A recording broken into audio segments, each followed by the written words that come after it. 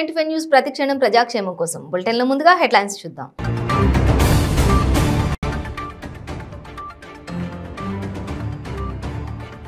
అమర జవాన్లకు శ్రద్ధాంజలి ఘటించిన సీఎం కేసీఆర్, వారి త్యాగాలను స్మరించుకుని నివాళులు.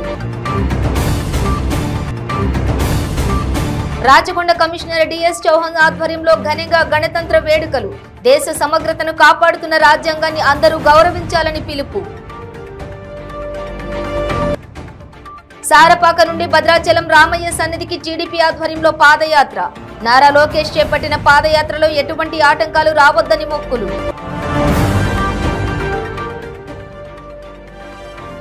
మీడియా ముందుకు ప్రముఖ నటుడు ఎస్వి రంగారావు మనవలు, బాలకృష్ణపై ట్రోలింగ్ ఆపాలంటూ తెలుగు సినీ అభిమానులకు పిలుపు.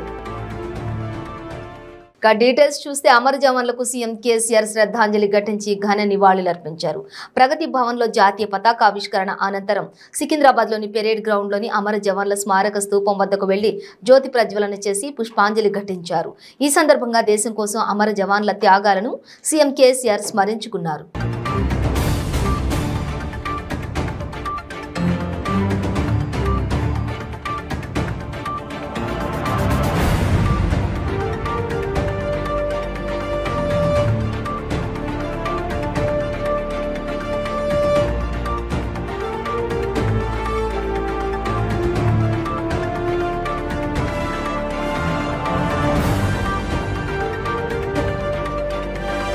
రాచకొండ కమిషనర్ డిఎస్ చౌహాన్ ఆధ్వర్యంలో 74వ భారత గణతంత్ర దినోత్సవ వేడుకలు రాచకొండ పోలీస్ కమిషనరేట్ నేరేడ్మెట్లో ఘనంగా నిర్వహించబడ్డాయి.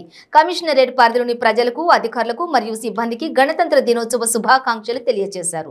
డీసీపీలు, అదనపు డీసీపీలు, ఏసీపీలు, ఇన్స్పెక్టర్లు, ఇతర రాచకొండ అధికారులు మరియు కమిషనరేట్ కార్యాలయం సిబ్బంది వేడుకలలో పాల్గొనడం జరిగింది.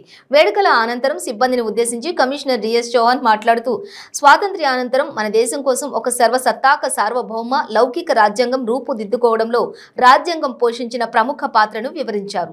దేశంలో ఉన్న వివిధ రకాల మతాలు, కులాలు, జాతుల ప్రజలను ఒకే తాటి మీద ఉంచుతూ దేశ సమగ్రతను కాపాడుతున్న రాజ్యాంగాన్ని అందరూ గౌరవించాలని పేర్కొన్నారు. రాజ్యాంగంలో పొందుపరిచిన హక్కుల వల్లే అన్ని వర్గాల ప్రజలకు విద్య, ఉద్యోగ రంగాల్లో సమాన అవకాశాలు లభిస్తున్న విషయం గుర్తు చేశారు. దివస్ సందర్భంగా రాచకొండ పరిధిలో ఉన్నటువంటి ప్రతి ఒక్క పౌరుడికి, ప్రతి ఒక్క సిటిజన్కి అందరికీ కూడా నా వైపు నుంచి హృదయపూర్వకంగా శుభాకాంక్షలు మరియు కృతజ్ఞతలు తెలియపరిచేస్తున్నాము. ఎన్నో సంవత్సరం మనందరూ కష్టపడి కలిసిమెలిసి సమన్వయంగా, సామరస్యంగా మన దేశానికి ఒక రాజ్యాంగాన్ని పరిరక్షించడం జరిగింది. దాంట్లో మన దేశంలో ఉన్న, ముఖ్యంగా మన రాష్ట్రంలో ఉన్నటువంటి ప్రతి సిటిజన్కి ఒక కంట్రిబ్యూషన్ ఉన్నది. మనతో పాటు ఎన్నో దేశాలు వచ్చాయి, ఎన్నో దేశాలు కొన్ని పైకి వెళ్ళినాయి, కొన్ని కిందకు కూడా వెళ్ళినాయి. కానీ మన గౌరవ దేశంలో స్వాతంత్ర్యం వచ్చిన తర్వాత రాజ్యాంగ ప్రకారంగా పరిరక్షణ తర్వాత అదే విధంగా పరిపాలన జరిగితే ఈ దేశంలో మనం ఉన్నగా దాంట్లో ఉండగా ఒక ప్రభుత్వం వైపు నుంచి పబ్లిక్కి సేవ చేయడానికి నాకు అవకాశం ఉండగా నేను గర్వపడుతున్నాము.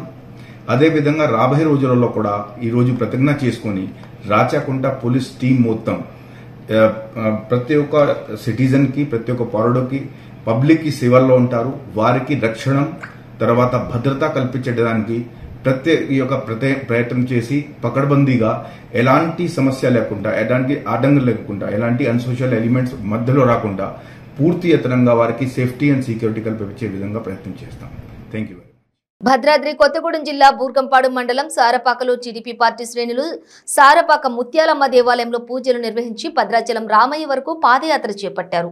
యువగళం పేరుతో తెలుగుదేశం పార్టీ ప్రధాన కార్యదర్శి నారా లోకేష్ చేపట్టిన పాదయాత్రలో ఎటువంటి ఆటంకాలు ఏర్పడకుండా విజయవంతం కావాలని కోరుతూ పినపాక నియోజకవర్గం తెలుగుదేశం పార్టీ శ్రేణులు పాదయాత్ర కొనసాగించారు.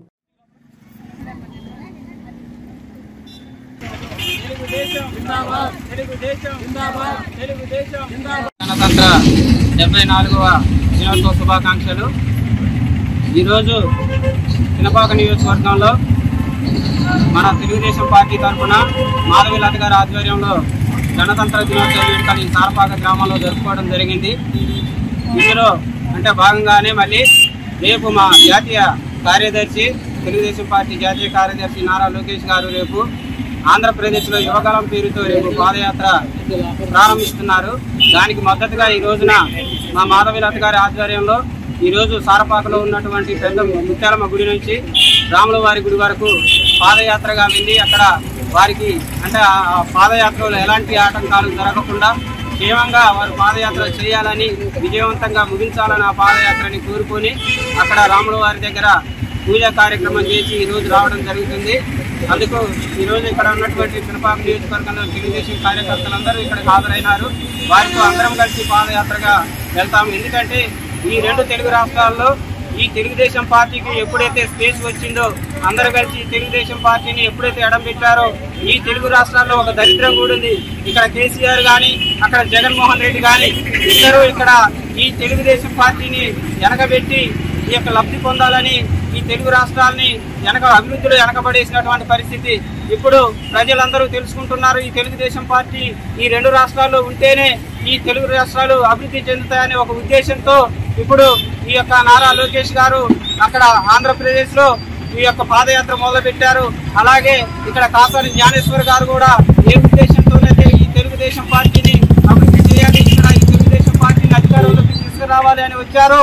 వారికి అనుకూలంగా కూడా ఈ పాదయాత్ర మాధవి గారు చేస్తున్నారని ఈ సందర్భంగా ప్రతి ఒక్కరికి నందమూరి అక్కినేని కుటుంబాల మధ్య చిచ్చు రగిల్చిన వివాదం ఇప్పుడిప్పుడే తెమిలేలా లేదు. ఇక ఈ విషయంపై అక్కినేని అభిమానులతో పాటు అక్కినేని నట వారసులు కూడా స్పందించారు.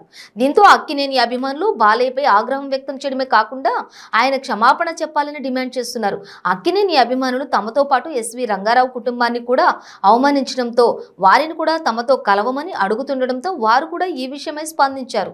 నందమూరి బాలకృష్ణ వీరసింహారెడ్డి సక్సెస్ మీట్ లో మాట్లాడిన కొన్ని విషయాల మీద సోషల్ మీడియాలో చాలా ట్రోల్స్ వస్తున్నాయని, స్వర్గీయ ఎస్వి రంగారావు కుటుంబ సభ్యులుగా మనవలుగా తాము ఒకే విషయం చెప్పాలని అనుకుంటున్నామన్నారు.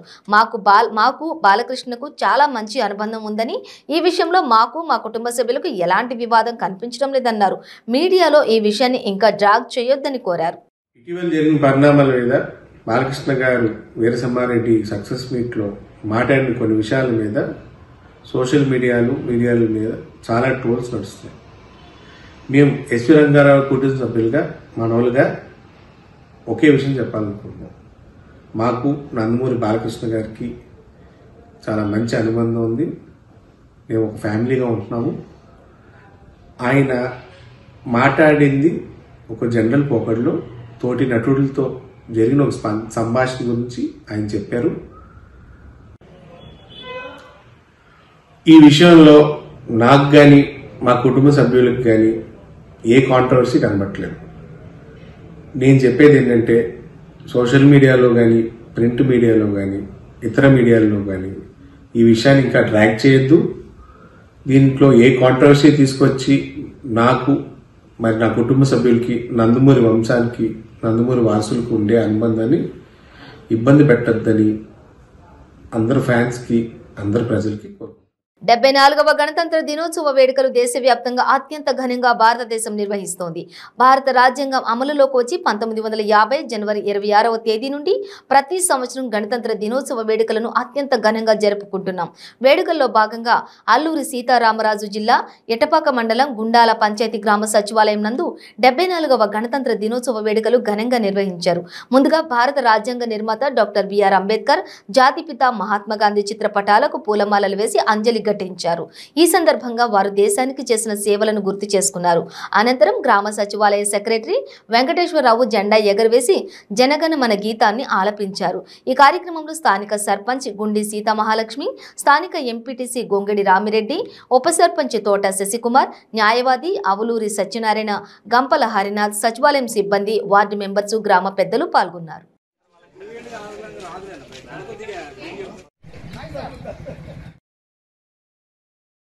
జెండా వందనానికి ఇందాక చెప్పింది మన అమ్మాయి గారు అంటే ముందు ఈ రోజు ఆయన కనీసం అది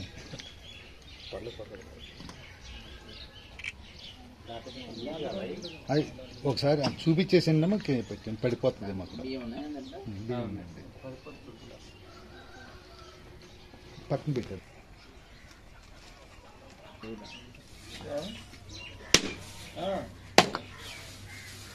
ఉన్నాయి మళ్ళీ చేస్తాను 10 నిమిషాలు.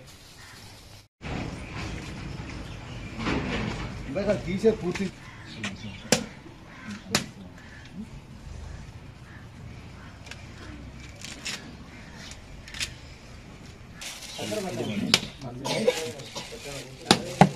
రండి సార్ ఇంత రేటా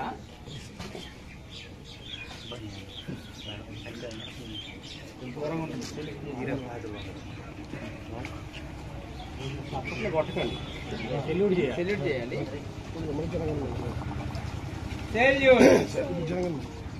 జనగణమన అధినాయక జయ హే భారత భాగ్య విధాత హింజై మాచల యమునా గంగా ఉజ్జల జలధి తరంగా तब शुभ नामे जागे तब शुभ आशीष मागे गाहे तब जय गाथा जय हे जय हे जय हे जय जय जय जय సచివాలయం దగ్గరకి విచ్చేసినటువంటి సచివాలయ స్టాఫ్కి మరియు ప్రజాప్రతినిధులకి మరియు అడ్వకేట్ గారికి మరియు అట్లానే గుండాల గ్రామ ప్రజలకు ముందుగా మా గుండాల ఎంపీటీసీ తరపు నుంచి మా ప్రజల తరపు నుంచి మీ అందరికీ స్వాతంత్ర దినోత్సవ శుభాకాంక్షలు తెలుపుతున్నాను.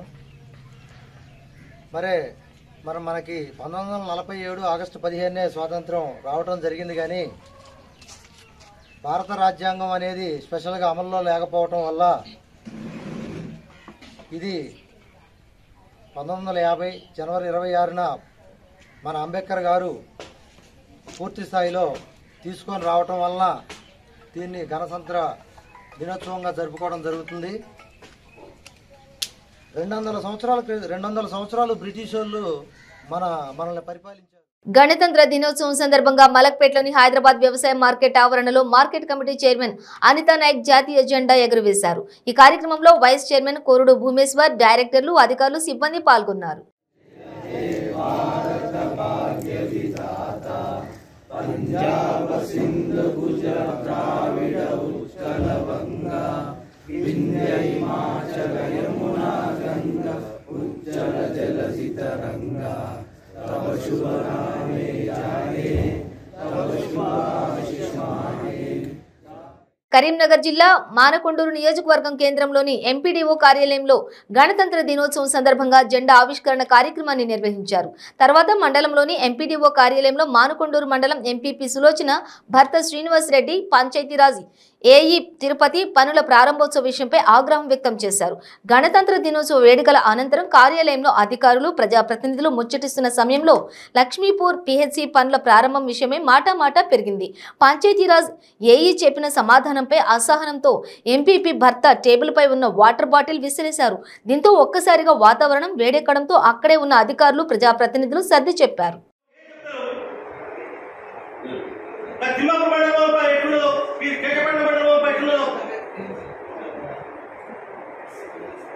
ఏమైనా మనం తప్పట్టున్నావా తింటావా వాళ్ళ డ్యూటీ వాళ్ళు ఏమంటారు ఇక్కడ ఒక మహిళ మీకు దొరుకుతుందా అంటే మహిళ ఎంపీ కూడా మీకు అర్థం కనబడుతుందా ఆఫీసులో కనబడలేదు కనబట్టి మహిళ ఎంపీ పట్టి కనబడుతుంది కనబట్టి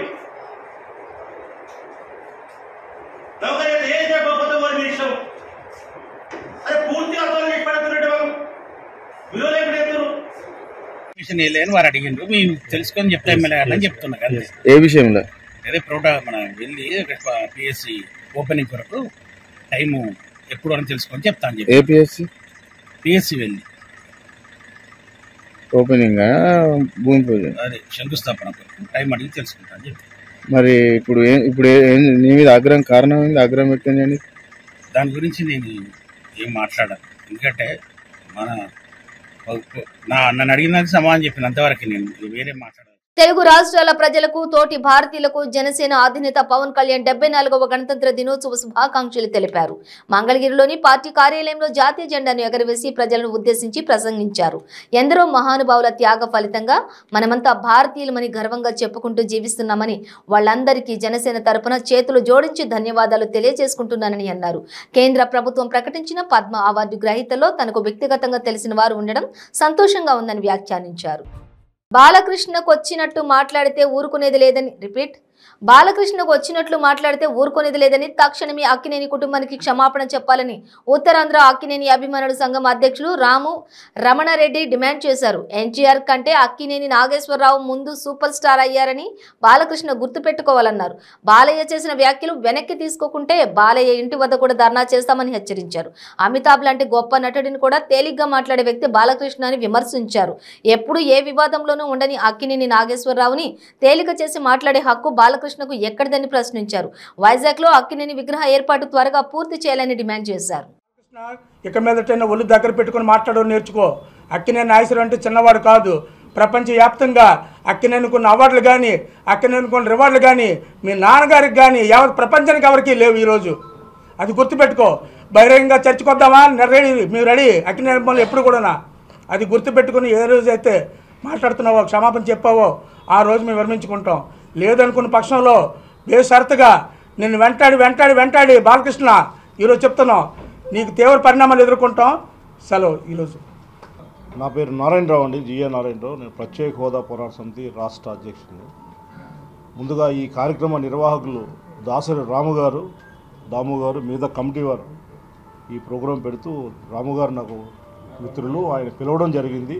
నేను ఈ ప్రోగ్రాంకి నేను కూడా ఆయన పిలుపు మేరకు రావడం జరిగింది. నేను ఒక సివిలియన్గా వచ్చాను, కామన్ ఒక సిటిజన్గా బాధ్యతతో వచ్చాను.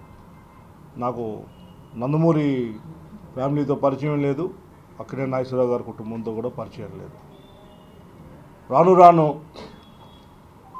ఉమ్మడి తెలుగు రాష్ట్రాల్లో మా తర్వాత తరం కానీ తర్వాత 2-3 తరాలు కానీ చదువుకున్న వాళ్ళు కానీ చదువు లేని వాళ్ళు కానీ యూత్ కానీ మహిళలు కానీ చిన్నపిల్లలు కానీ సినిమా స్టార్స్ని ఎక్కువ ఫాలో అవుతారు, వాళ్ళని స్ఫూర్తిగా తీసుకుంటారు.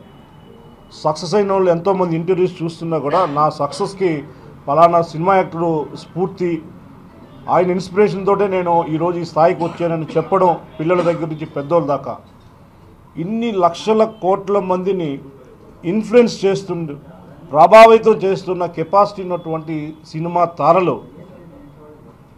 ఈ ప్రజలు అడిగేది ఏంటంటే మాకు స్ఫూర్తినివ్వండి, చెడు మార్గాల్లో వెళ్ళే విధంగా మీరు మమ్మల్ని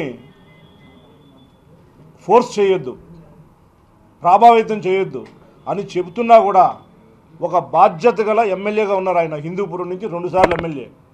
దయచేసి మీడియా వరకు చెప్తున్నా, ఆయన 2 సార్లు శాసనసభ్యుడిగా ఉండి కూడా, ఇప్పుడు శాసనసభ్యుడిగా ఉండి కూడా ఈ మధ్యకాలంలో ఆయన మేనరిజం ఇది ఏంటండి,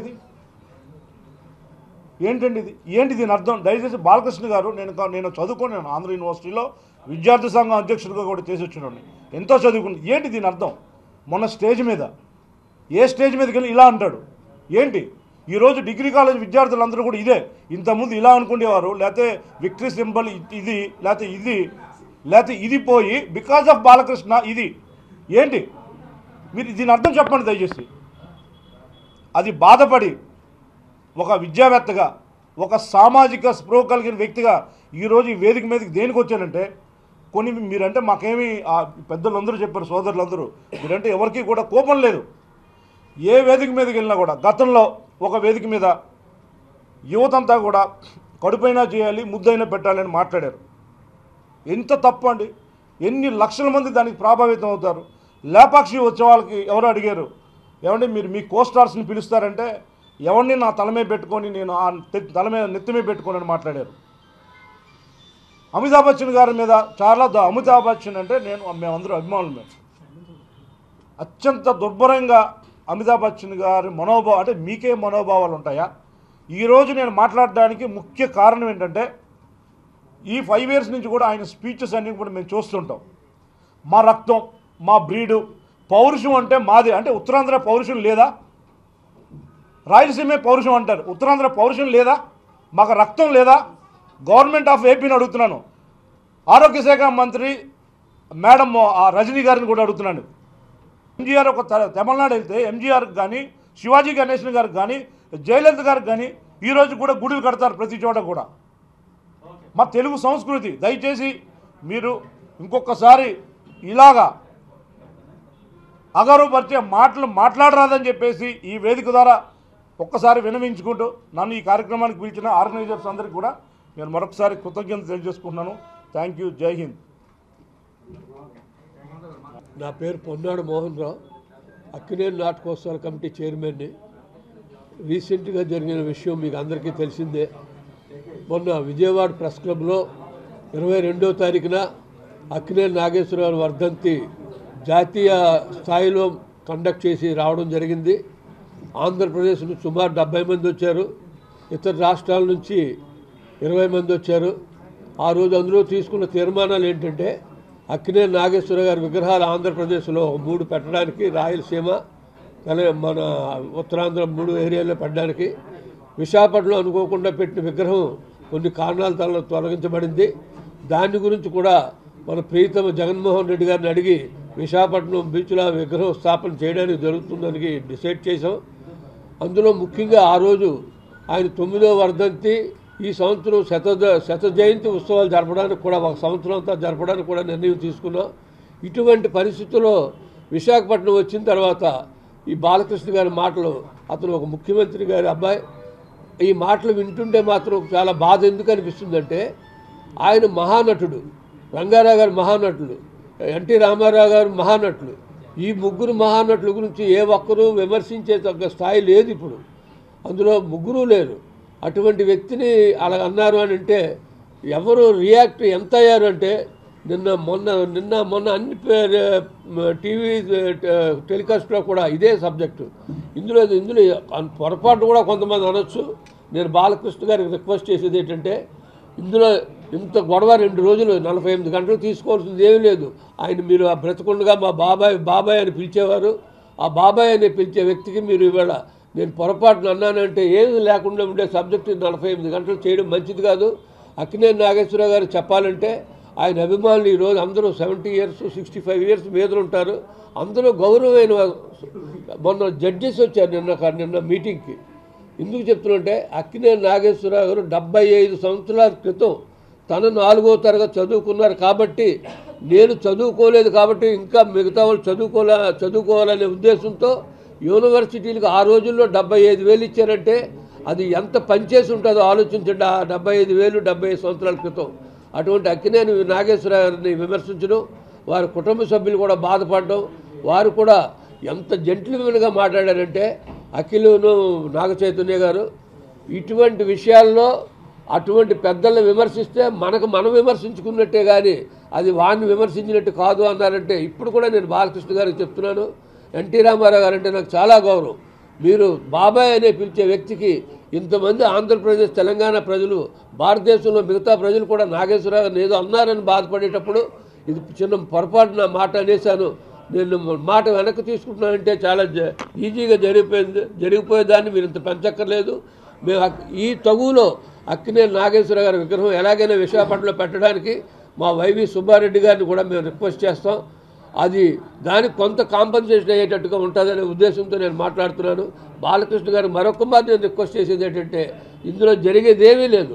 నేను బాబాయ్ అనే పిలిచే వ్యక్తికి నేనెందుకు విమర్శిస్తాను? ఇది పొరపాటు మీరు అనుకున్నారు, నేను పొరపాటు చేశానైతే నన్ను క్షమించండి అంటే ఈ సబ్జెక్ట్ క్లోజ్ అయిపోతుంది. కాబట్టి ఇక్కడ క్లోజ్. దీనివల్ల బులెటిన్ ముగించే ముందు హెడ్లైన్స్ మరోసారి.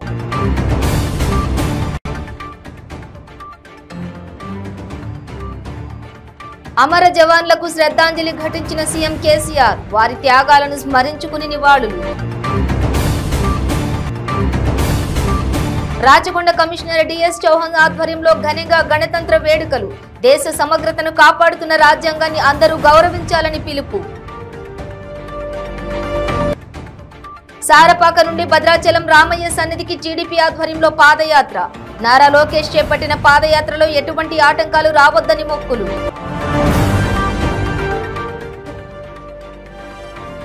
మీడియా ముందుకు ప్రముఖ నటుడు ఎస్వి రంగారావు మనవలు, బాలకృష్ణపై ట్రోలింగ్ ఆపాలంటూ తెలుగు సినీ అభిమానులకు పిలుపు. ఇవి బులెటిన్ డీటెయిల్స్. చూస్తూనే ఉండండి 95 న్యూస్.